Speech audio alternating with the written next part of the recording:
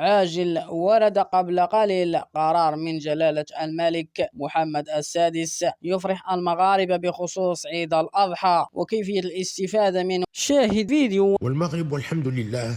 ولكن قبل أن نبدأ، إذا كنت مغربي ومتضرر وتحتاج للدعم فيرجى الإعجاب بهذا الفيديو.